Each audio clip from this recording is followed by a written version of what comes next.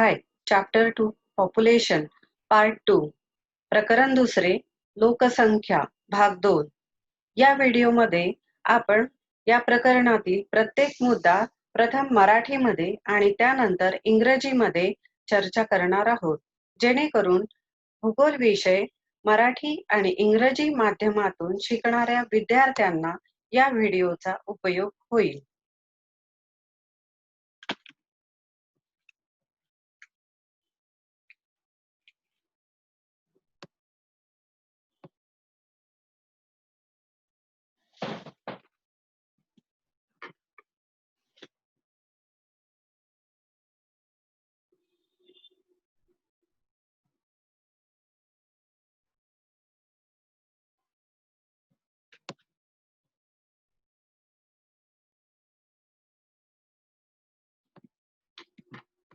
In this chapter, we are going to learn what composes a population.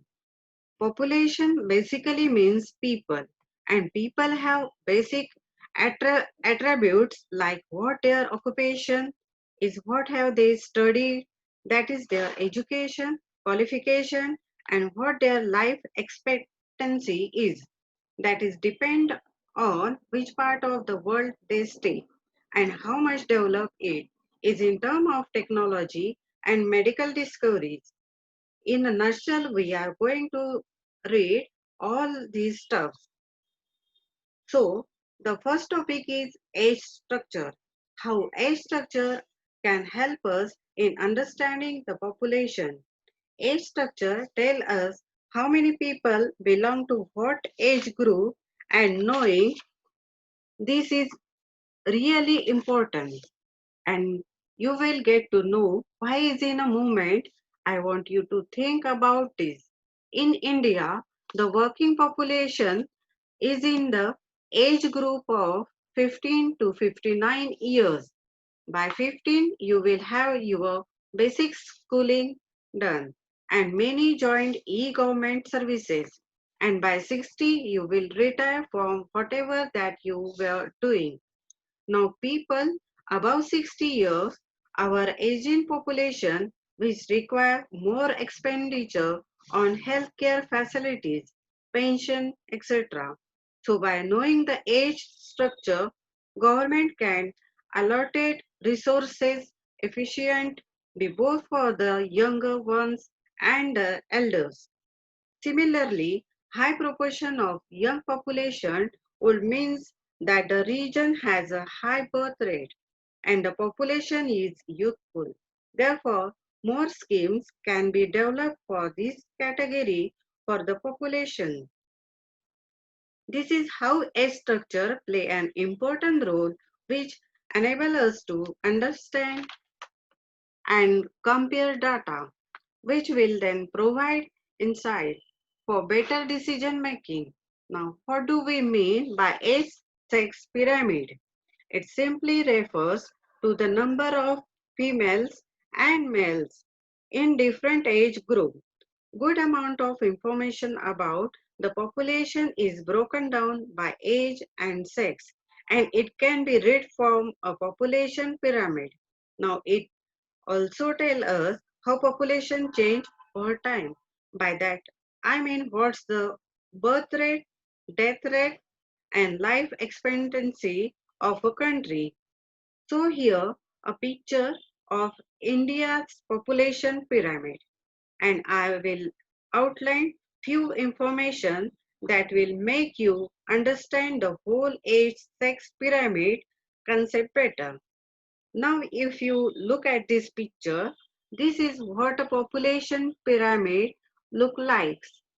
And this figure, especially about India, bars in the blue represent male population and bars in the red represent female population. In the vertical axis, you have the age, and in the horizontal axis, you have the population in million.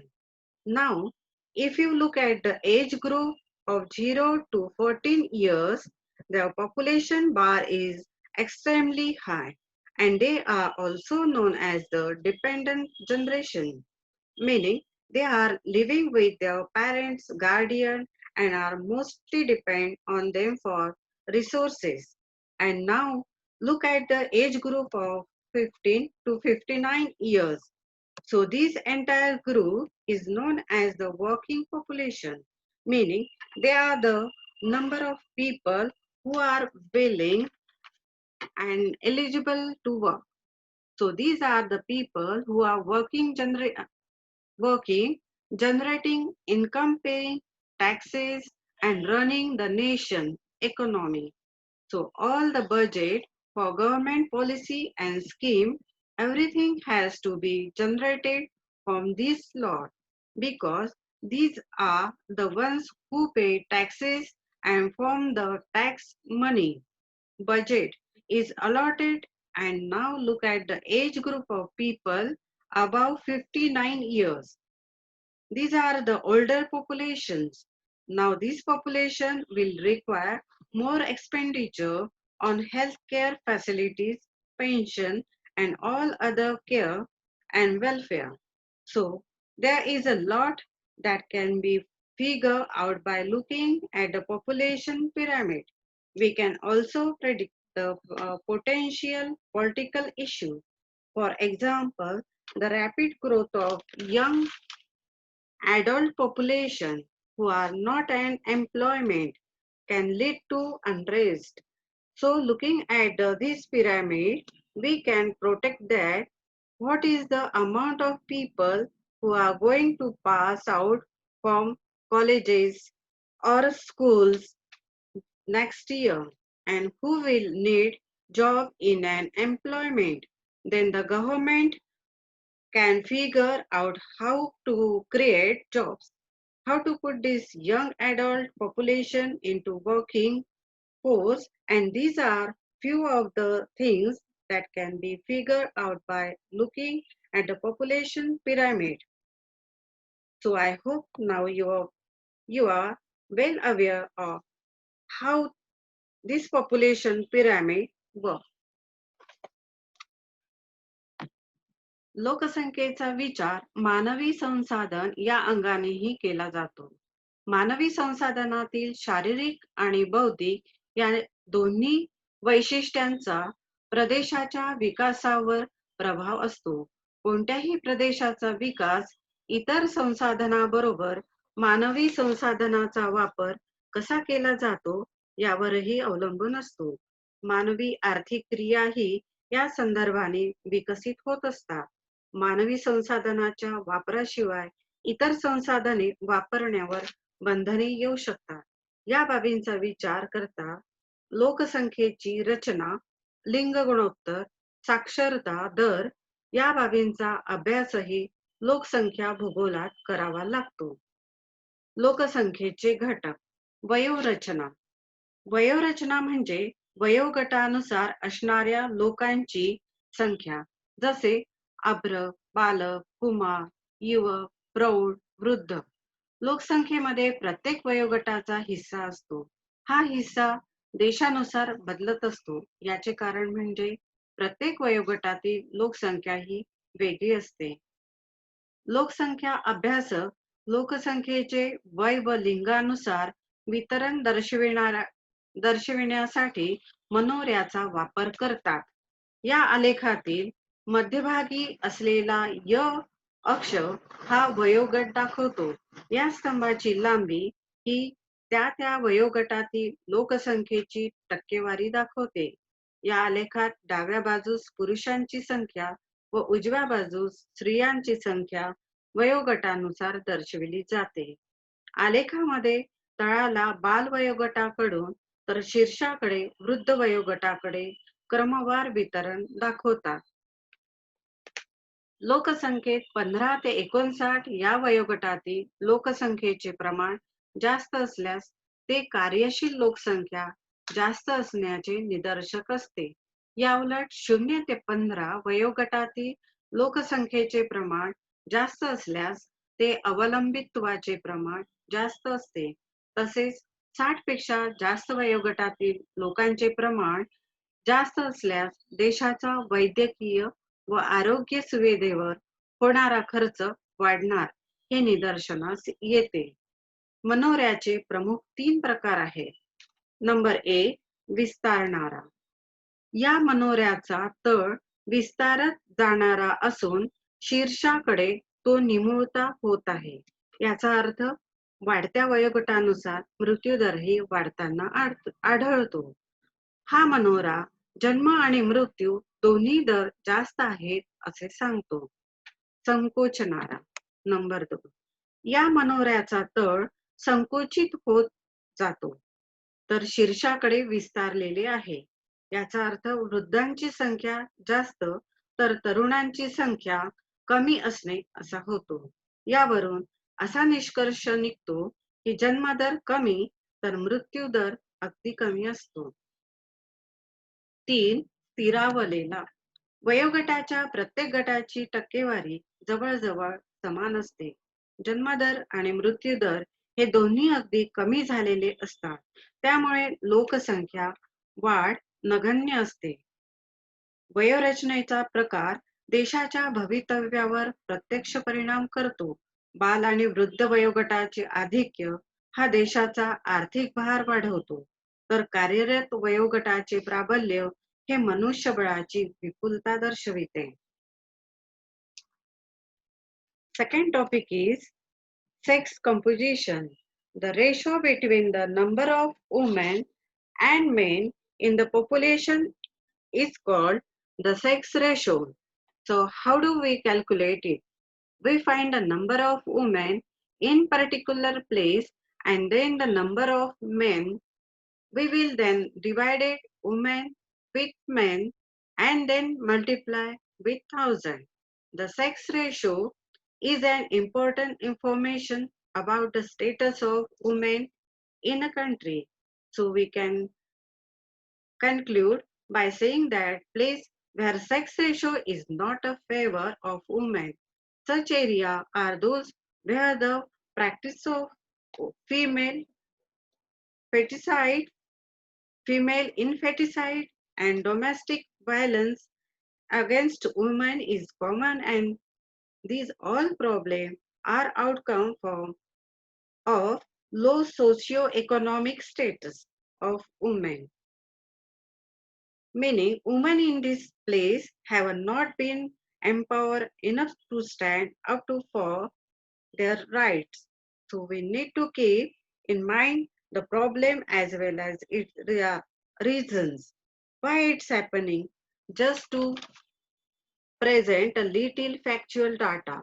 Most of the Asian countries have low sex ratio, meaning women are lesser in number to men countries like China, India, Saudi Arabia, Pakistan, Afghanistan have a lower sex ratio, and if we go to Russia and countries of Europe, there the men are in minority, meaning that the status of women is much better, and the reason behind that we will read about later on going forward. So for now have a generalist idea about all of these. लिंग रचना. लोकसंख्या मनोरे वयोगटानुसार स्त्री व पुरुषांचे प्रमाण दर्शवितात. स्त्री व पुरुषांचे प्रमाण हे लोकसंख्येचे प्रमुख वैशिष्ट्य आहे. स्त्री व पुरुषांच्या लोकसंख्येतील प्रमाणाला लिंग गुणोत्तर म्हणतात. भारतात हे प्रमाण खालील सूत्राने काढले जाते. लिंग गुणोत्तर बरोबर स्त्रियांची एकूण संख्या भागेला पुरुषांची एकूण संख्या गुणेला 1000. देशातील स्त्रियांची स्थिती पुरुषांच्या तुलनेत लिंग गुणोत्तराच्या आधारे सांगता येते.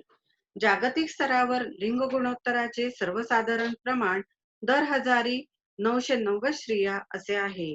लाटविया, इस्टोनिया, रशिया व युक्रेन या देशाचे लिंग गुणोत्तर सर्वात जास्त म्हणजे दर 1000 पुरुषांच्या तुलनेत 1162 एवढे आहे. संयुक्त अरब इमिरात या देशाचे लिंग गुणोत्तर सर्वात कमी म्हणजे दर 1000 पुरुषांच्या तुलनेत 667 एवढे आहे. चीन, भारत, भूतान, पाकिस्तान, अफगाणिस्तान या देशांमध्ये लिंग गुणोत्तराचे प्रमाण कमी आहे. थोडक्यात आशिया खंडाचे लिंग गुणोत्तर प्रमाण कमी आहे. एखाद्या देशाच्या वयोरचनेत होणाऱ्या बदलामुळे त्याच्या अर्थव्यवस्थेत झालेली वाढ म्हणजे लोकसंख्या लाभांश होय. हा बदल जन्मदर व मृत्यूदर कमी झाल्याने घडून येतो. जन्माचे प्रमाण कमी झाल्याने अवलंबित्वांची संख्या कार्यशील लोकसंख्येच्या तुलनेत कमी असते. थोडक्यात लाभांश म्हणजे भागधारकांना प्राप्त झालेल्या नफ्यातील लाभ होय.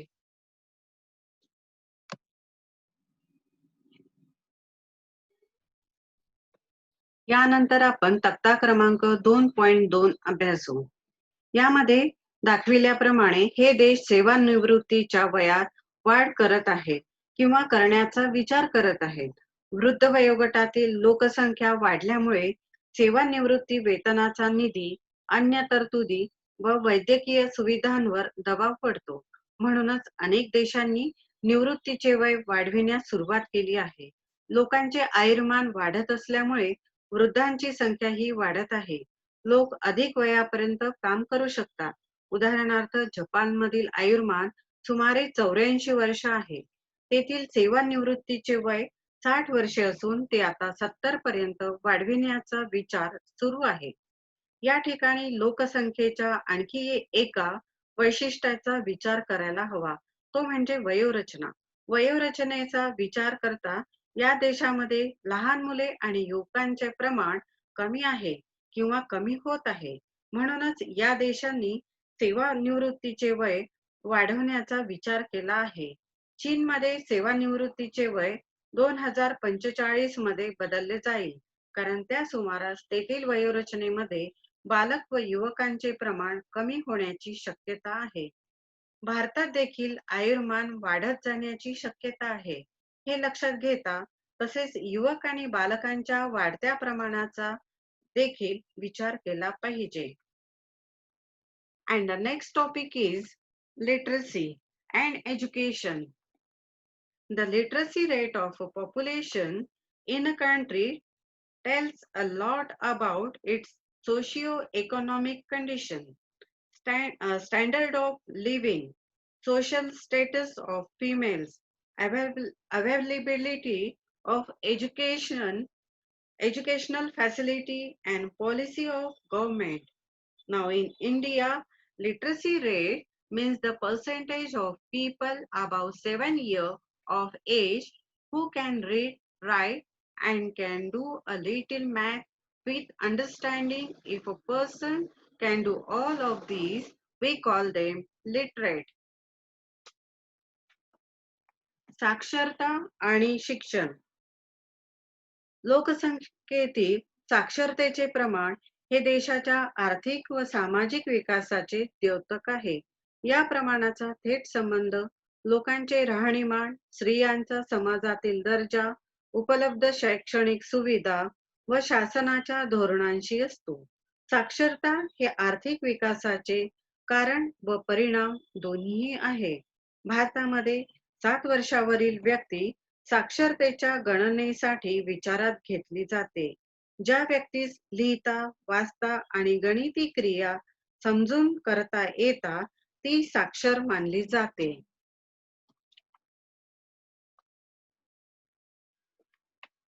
आकृती 2.3 आलेखातून हे स्पष्ट होते की एकाच खंडात आपल्याला साक्षरतेच्या प्रमाणात फरक आढळून येतो. जगाच्या सरासरीच्या तुलनेत युरोप, उत्तर अमेरिका आणि पूर्व व आग्नेय आशियातील साक्षरता प्रमाण अधिक आहे.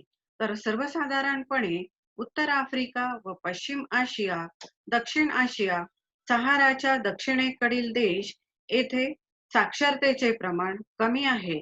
जिथे 100% पेक्षा साक्षरता आहे, अशा मध्य आशिया, युरोप आणि उत्तर अमेरिका हे भाग वगळता इतरत्र कोणत्याही खंडात किंवा उपखंडात स्त्रियांच्या साक्षरतेचे प्रमाण पुरुषांपेक्षा जास्त नाही.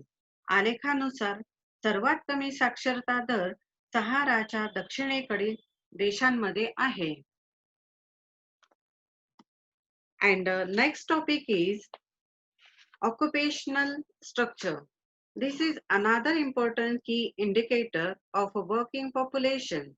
Whenever we say working population, we are referring to the people of the age group of 15 to 59 years who are engaged in primary, secondary, tertiary occupation that can range from agriculture, forestry, fishing, manufacturing, construction, transport services, communication, and many other services. Now you must be thinking how occupational structure is a key indicator.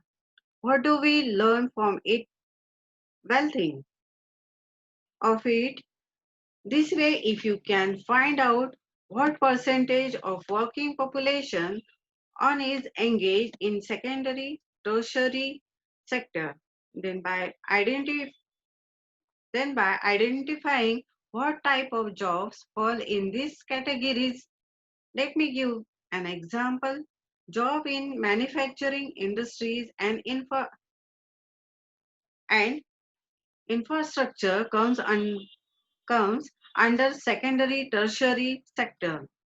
So by knowing this piece of information, we can easily say that look, so and so country has a major percentage of people engaged in secondary tertiary sector, and this sector contribute tremendously to the nation GDP, and that means the country has a developed economy. I hope you are getting in how occupational structure help in determining a key aspect of nation's economy. So an economics look into all these key indicator and form the theory based on the outcome, and these theories are then supported by government spending in the form of scheme and policies. We have come to an in Marathi, व्यावसायिक संरचना कार्यशील लोकसंख्या 15 ते 59 या वयोगटातील स्त्री पुरुष प्राथमिक, द्वितीयक, तृतीयक, चतुर्थक यासारख्या विविध व्यवसायांमध्ये गुंतलेली असते. वरील चार प्रकारच्या व्यवसायात कार्यशील गटातील किती टक्के लोकसंख्या आहे त्यावरून देशाच्या आर्थिक विकासाचा स्तर ठरवता येतो. या व्यवसायामध्ये गुंतलेल्या लोकसंख्येचे प्रमाण हे देशाच्या आर्थिक विकासाचा मापदंड असतो. याचे कारण म्हणजे विकसित राष्ट्रांमध्ये औद्योगिक आणि पायाभूत सुविधा प्रामुख्याने उपलब्ध असल्यामुळे अशा देशातील कार्यशील लोकसंख्या द्वितीयक, तृतीयक व चतुर्थ व्यवसायात जास्त आढळते. या उलट ज्या देशाची अर्थव्यवस्था अजूनही कृषी प्रधान आहे तेथील कार्यशील लोकसंख्या प्रामुख्याने प्राथमिक व्यवसायात गुंतलेली आढळते. Fifth,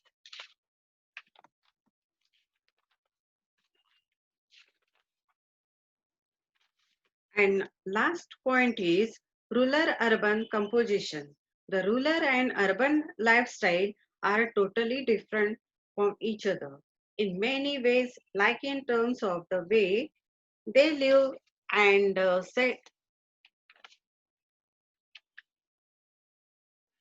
social conditions. Their age, sex, occupational structure, they are different in density of population and level of development. So there is a big difference in rural, in urban area. Now, we know that rural people are engaged in primary activities and in urban area, majority of the working population is engaged in non-primary activities. Here, males outnumber female in rural area and females outnumber the men's in urban areas.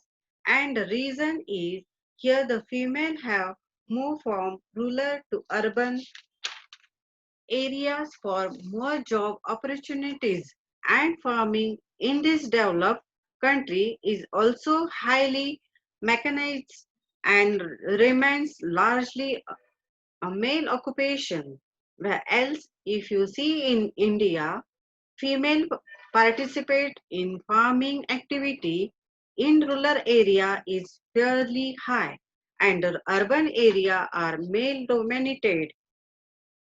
I hope you are seeing a contrast in the sex ratio of Western and Asian countries.